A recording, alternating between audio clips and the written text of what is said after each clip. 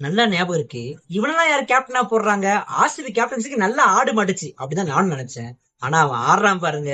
பெரிய பிரான்சைஸ், பெரிய fans club, பெரிய பெரிய ஆட்கள்லாம் ட்ரை பண்ணி முடியாத இந்த பயம் பண்ணான். இந்த name is Rajat Patidar.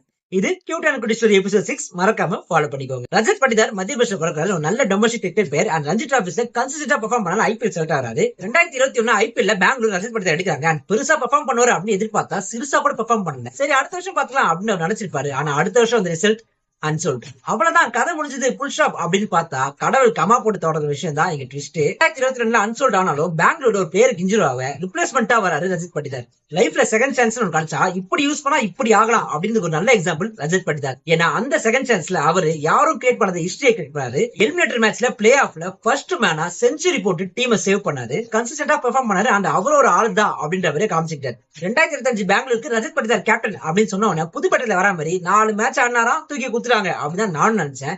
Dream லெவல்ல கூட இவனை கேப்டனா போட மாட்டாரு அப்படின்னு பல பேர் நினைச்சாங்க. நீ ட்ரீம்ல நினைக்கிறோ இல்லையோ, ஆனா ஆர்சிபியோட ட்ரீம் நிறைவேற்ற போது நான் தான் அப்படின்னு கப்பத்துக்கு கோழிக்கையில கொடுத்தாரு பாருங்க. பா வாட் இன்ஸ்பைரிங் மேன்ல.